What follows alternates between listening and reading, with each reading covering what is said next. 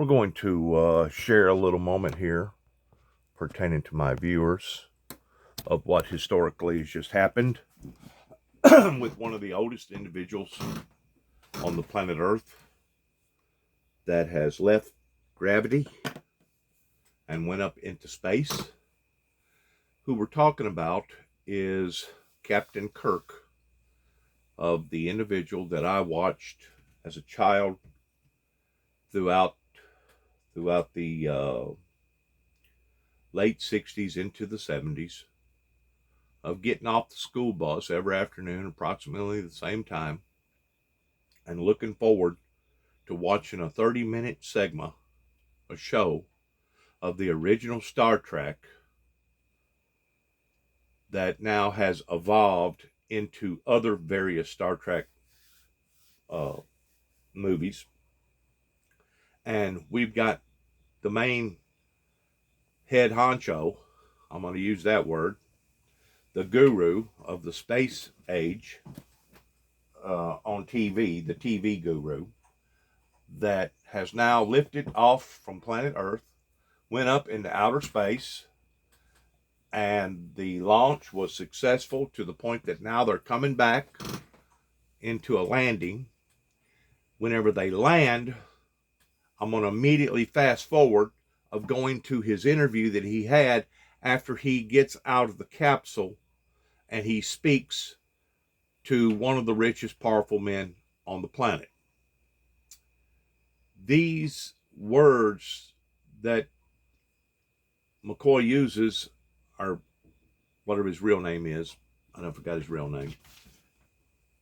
Mr. Kirk expresses the feelings that he had as a 90-year-old man, being related with Hollywood pertaining to space adventures all his life, of how humbling that he felt in his expression while he was being interviewed after landing. So if you don't mind, please bear with me. As soon as it lands, we're going to immediately go over to fast forward. How about that, guys? That was unlike anything they described. All right, we got less than 1,000 feet. All right. Ready? Let's go.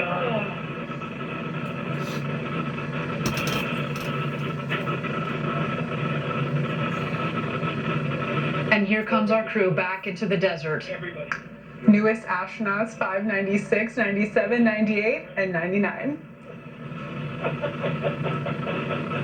That's unlike anything you'll ever feel. Ever feel again. Stand by touchdown. Stand by touchdown. Stand by touchdown.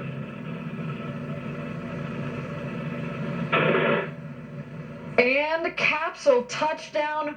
Welcome back. The newest astronauts, Audrey Powers, William Shatner, our customers, Glenn DeVries, and Chris Boshausen. What a day for you. Welcome. William Shatner was a name that I was trying to think of a while ago. The reason why that thing puts out so much dust, it's not because it's got such of an abrupt landing, but there's actually air that helps to take the initial fall as that capsule is touching the earth, that releases automatically. It's set up some way or another where it releases this unbelievable amount of air that helps them to be able to land in a more settling type way.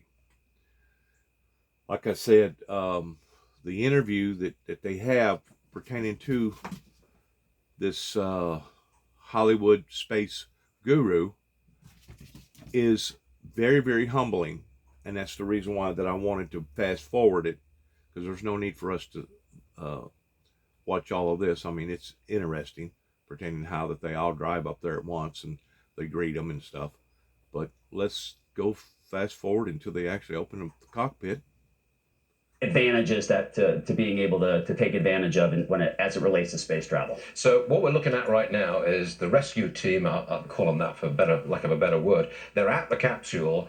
They have to take a few minutes. I think they're Rivians, actually, electric vehicles. There you go. There you go. Why not? You're not going to send an old-fashioned gasoline-powered truck, are you? Amazon and Ford backed Rivians. Exactly. It all comes full circle. Yep. Spurs to Mr. Bezos. I'm told that they've all given the thumbs up, the 4 guys inside, thumbs up from everybody, including an Australian, by the way, who actually paid. He paid money. We don't know how much, but it could have been up to $250,000. So there they are. They're going to get out any moment. Give the thumbs up. And they've been doing tests on Bill Shatner. How did his heart and all? Is that him? That's Bezos. That's Bezos, yeah. He's going around giving the thumbs up to everybody and Nice. making sure they're okay. Yep. Yeah, double thumb up right there. All right. And a cheer. Where's the champagne? You know, a lot of people don't like billionaires playing with space. I think it's fabulous. Why? What What's better wrong thing with can that? you do with your money than that? Right. Come on, you're going somewhere. You got to have a hobby, right? And if space is your hobby, if that's what you're interested in, absolutely. Kelly, you're still there. What have you got for me? Yeah, so I mean, talk about billionaires in space. I think that's a question that a lot of folks are asking. How comfortable do we feel with these billionaires defining humanity's relationship with space? But yeah, we are seeing them. We saw the thumbs up, as you saw. The rescue crew, as you said, for lack of a better word, is out there, and I'm really. My opinion about that is it doesn't matter if you're a billionaire, trillionaire, or if you're somebody broker than broke and you can't even afford a bottle of pop. You're still experiencing the same event, and you're still going to have similar type experiences per person every time you leave the planet Earth and you go up into space. So let's watch this real quick as they're coming on board, opening up the cockpit. Once more, this is an event that hopefully will be the event of many, many more. Captain Kirk himself, the great William Shatner.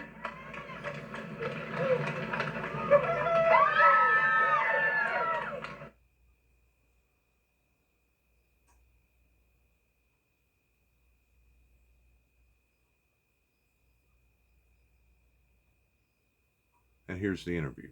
You know what the impression I had that I never expected to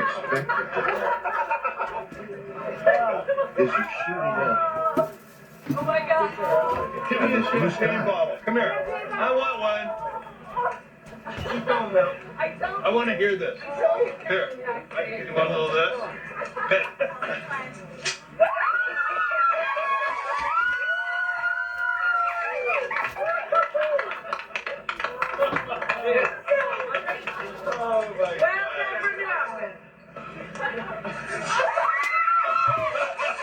The champagne showers have begun. Smiles all around. William Shatner taking in the moment clearly. What you have done.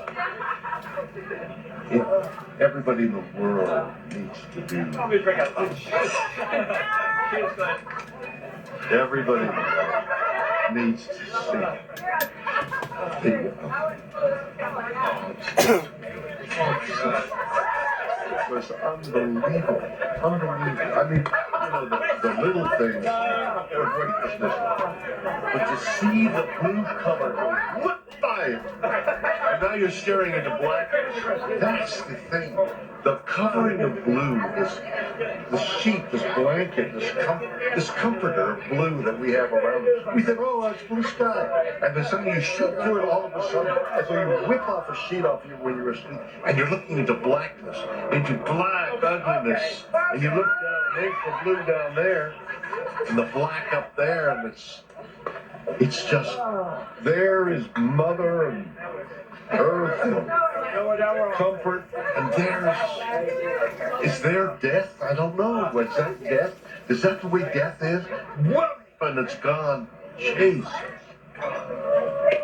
It was so moving to me. This experience did something unbelievable. You see, yeah,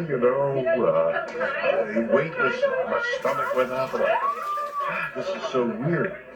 But not as weird as the covering of blue. This is what I never expected. Oh, it's one thing to say, oh, the sky and the thing and the fragile thing. It's all true. But what isn't true, what is unknown, I'll tell you do it, is there's this pillow, there's this soft blue. Look at the beauty of that color. And it's so thin. And you're through it in an instant. It's what I'll think of it. The atmosphere. Is it a mile? 2 miles? Depends on how you measure it. It's out, but maybe 50 miles. But you're going 2,000 miles an hour. So you're through 50 miles at whatever the mathematics Fast. Yeah. Really it's like a beat and a beat, and suddenly you're through the blue. And you're into black. And you're into, it's mysterious and galaxies and things. But what you see is black. And what you see down there is light. And that's the difference. And not to have this, you have done something. I mean, whatever those other guys are doing, what isn't, I don't know about that. What you have given me is the most profound experience I can imagine. I'm so filled with emotion about what just happened. It's extraordinary. Extraordinary. I hope I never recover from this. I hope that I can maintain what I feel now. I don't want to lose it. It's so invigorating. So much larger than me and life. And it hasn't got anything to do with the little green planet, the blue orb, and it has nothing to do with that. It has to do with the enormity and the quickness and the suddenness of life and death and oh my God. It's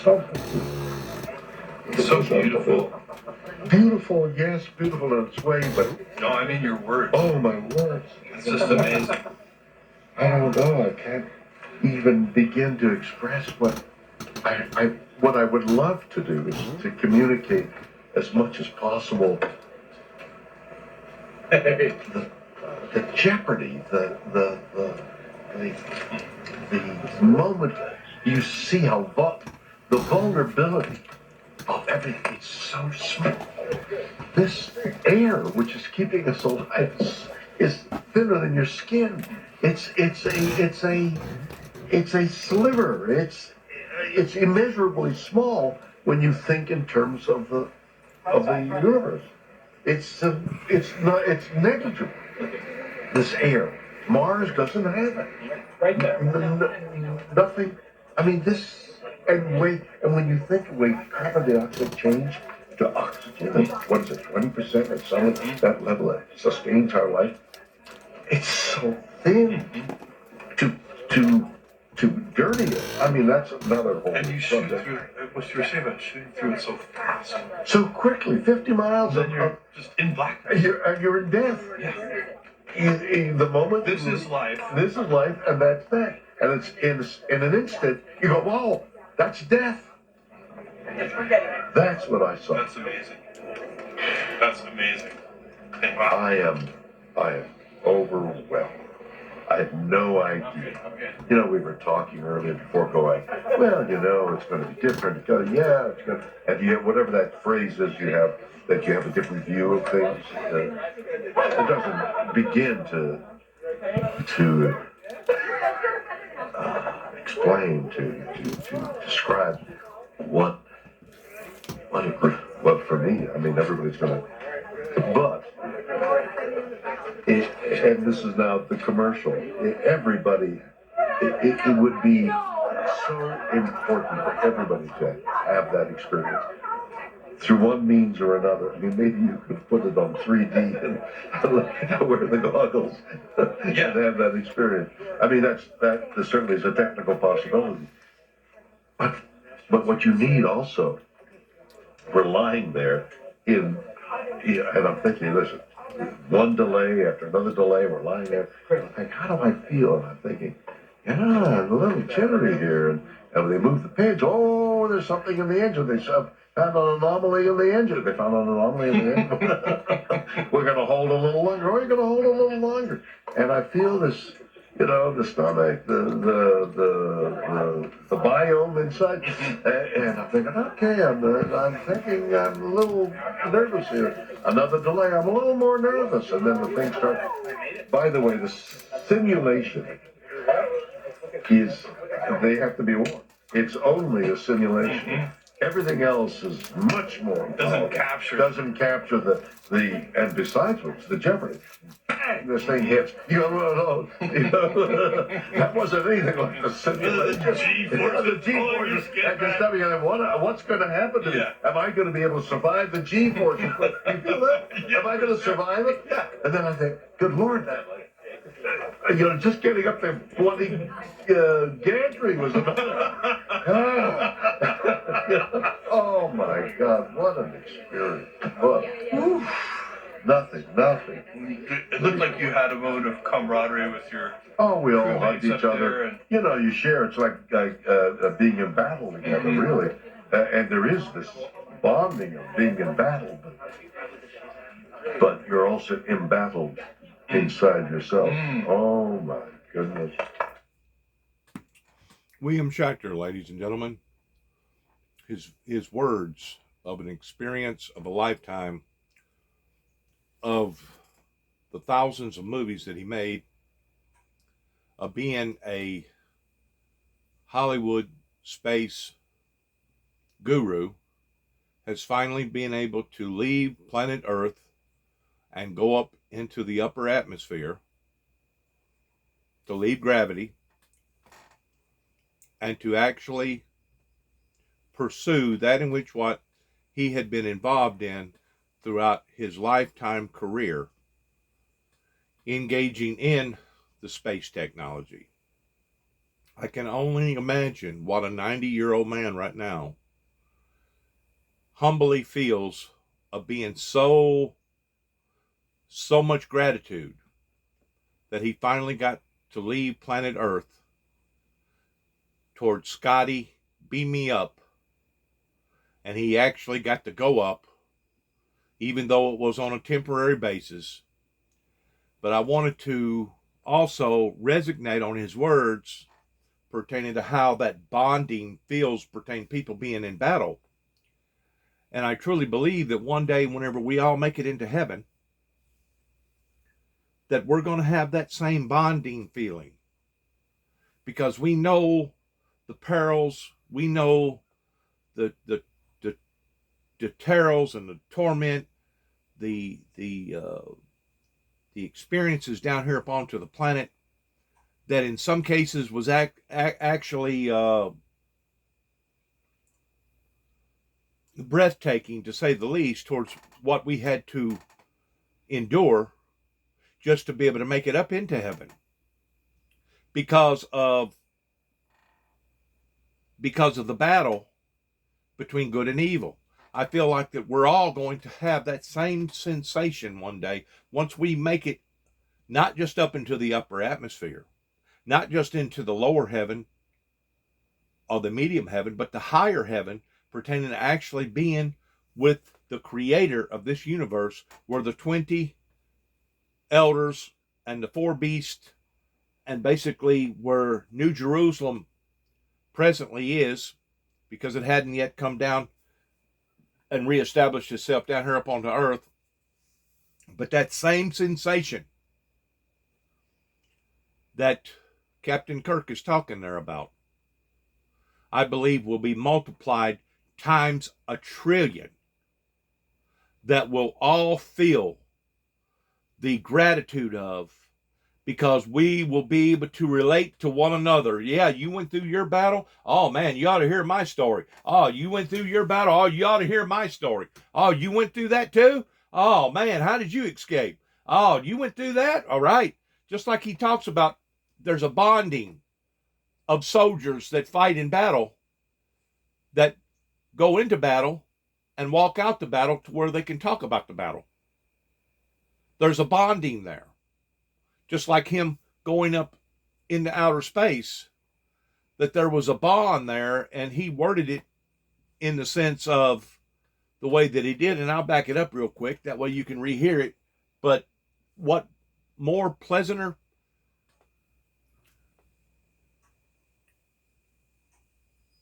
moderate words that an individual could have said than what he just talked about pertaining to his experience of going up into outer space. Let's listen to it one more time. You share, it's like being in battle together, really.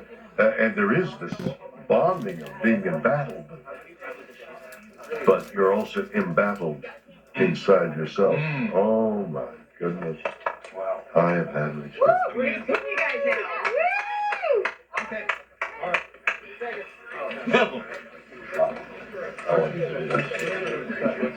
Wow. Remember that conversation we had about it not being Thank you again, everybody, for joining us live. Our second New Shepard astronaut crew has made it home. We just heard some wonderful words from William Shatner, Captain Kirk, who finally had the opportunity to go to space. He became the oldest person to have ever flown to space at the age of 90, if you can believe it. He, of course, went up there with our very own Audrey Powers, our two customers, Glenn DeVries and Chris Bosshausen. Jackie, you heard what William Shatner was saying. What a moment. Everybody needs to see this. He was commenting on, the fragility of it all, just how thin. You think, oh, here we are, it's all covered in blue. But then when you go on a rocket, go through it, and you see how quickly it turns to black.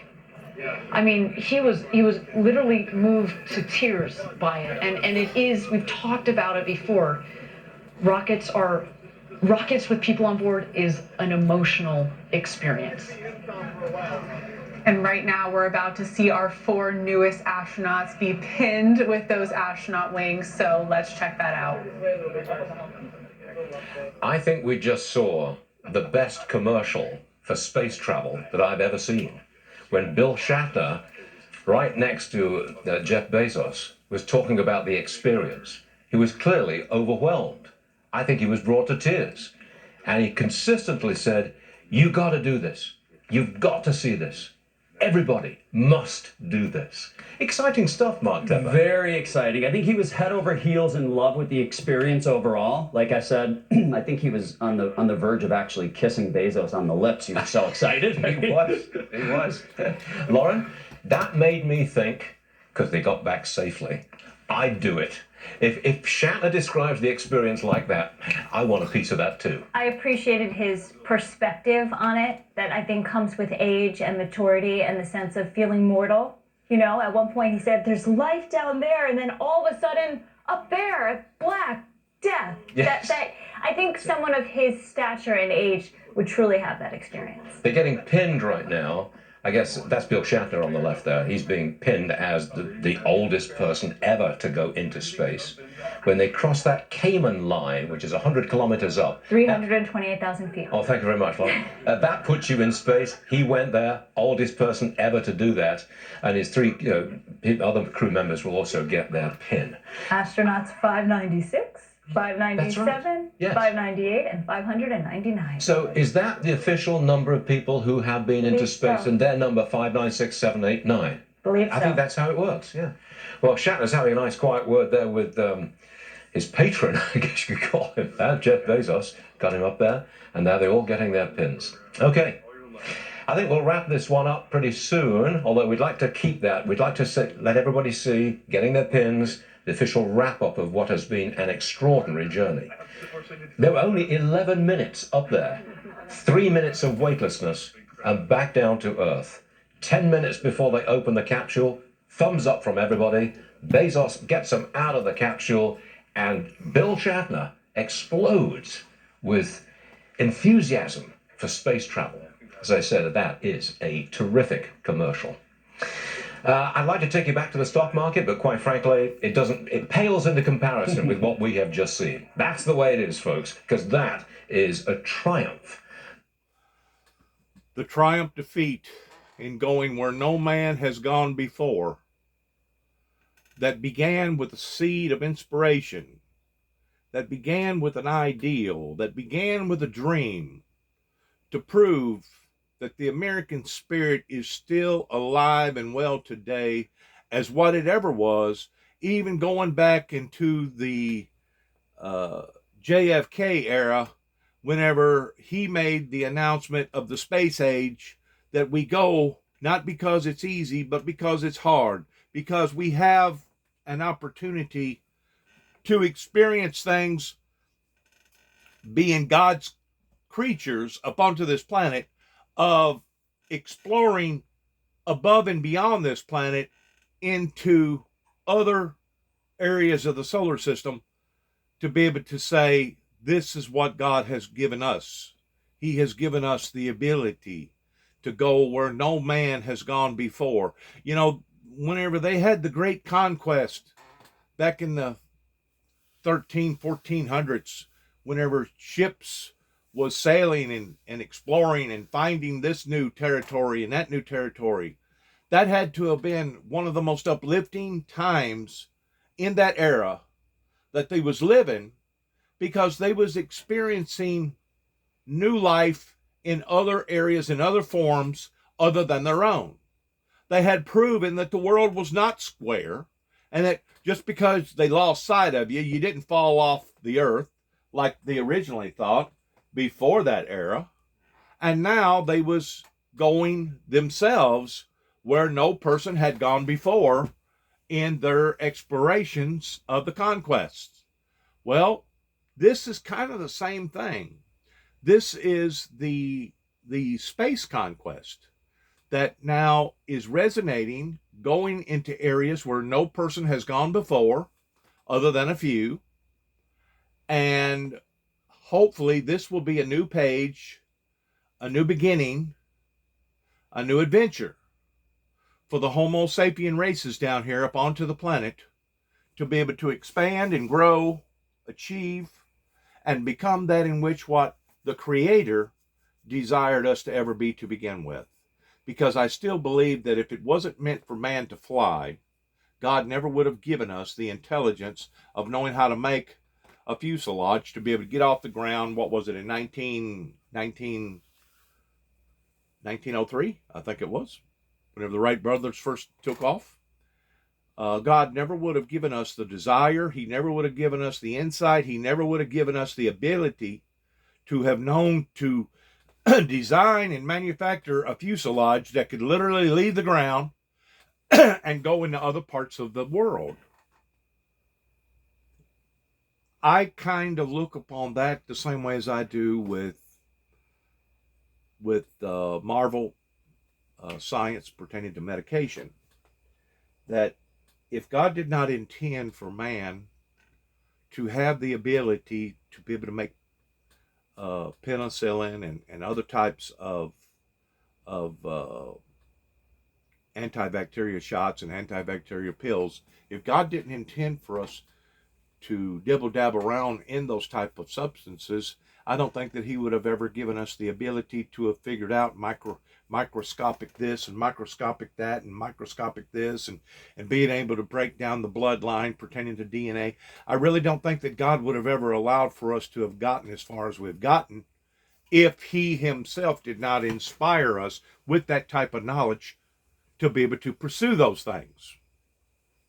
This has nothing to do with law, the law of man. This has nothing to do with anything pertaining to law, but what it's got to do with is adventurous exploring towards reaching out to the next adventurous challenges, towards going where no person has ever gone before. If there's been anything accomplished today pertaining to the original Star Trek Hollywood guru that has successfully made and planted those seeds in our minds that we could do anything was achievable, as long as we had the desire and as long as we had the will towards wanting to do it. If anything was was succeeded or successful today is that it's now went full circle towards the very guru himself that got to beam me up, Scotty. There's no intelligent life down here. Of course, that was their memento during the time that they was making the movies. And he actually got to leave the gravity of Earth and go up into space. What a wonderful, wonderful achieving accomplishment for humanity. Just as Neil Armstrong said, one large step for mankind, but another greater step for the adventures of mankind. That's all, folks. We want to thank you for allowing for us to be a part of this program. We want to thank those who was bold enough, courageous enough to put their very lives on the line, because whenever you do something like this, it's not just like walking out into your yard or getting into your bed or walking up to your refrigerator. You're actually putting your life on the line, because there's always that possibility that something could go wrong. We've had many, many astronauts, not only American astronauts, but world astronauts, who have sacrificed the ultimate sacrifice to put us where we are today in seeing these great accomplishments being achieved. There was lots of pros and cons. They had to go through the process of elimination, basically, on the do's and the don'ts that has put us now in the year 2021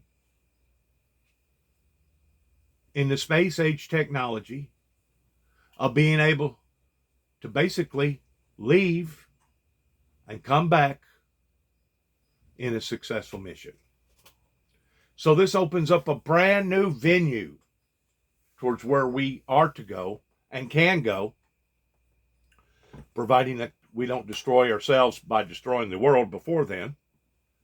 But this opens up a brand new venue towards going where no person has gone before, towards modern day space technology, in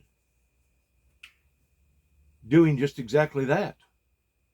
Going and doing where no man has ever gone before. This is our next frontier. This is our next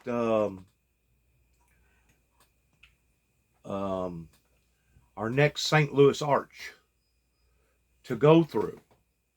Just as the Easterners that lived on the east side of the mighty Mississippi, their desires was, go west, young man, go west. And they went into that arch, adventuring into new adventures of discovering new discoveries in America. This is, in fact, that new arch that has opened up in space technology that can be endless in the possibilities towards what that they can achieve. They can make all kinds of different medications in space that they couldn't make down here. They can study things up there that they can't study down here because they're in a weightless environment. They can, it's endless in what that we can do in a environment such as that versus down here up onto the planet. And like I said a while ago, if God did not desire for us to do that, I don't think that he would have ever given us the ability to do that. I've heard old people say in the past, well, if God intended for man to fly, he would have made us have wings. Well, I guess that's one narrow-minded way of looking at it, if that's the way that you look at things, towards looking at the glass of water, towards it either being half full or half empty. But thank God we had people that was willing to put those wings on and say, you know what? We're going to be able to sail the seven seas. We're going to achieve the unachievable. We're going where no person has ever gone before. We're going to succeed in putting out our fullest ability towards bettering humanity in one form or the other. This today is a new page upon to those achievements and those sacrifices that has been made in the past. Thank you for watching. Thank you for listening. Good luck to each and every one of us as we strive towards the adventures of tomorrow. And good luck to all of us as we pursue those desires and we have the courageousness of going forward. Thanks again, and good luck, and God bless, and shalom.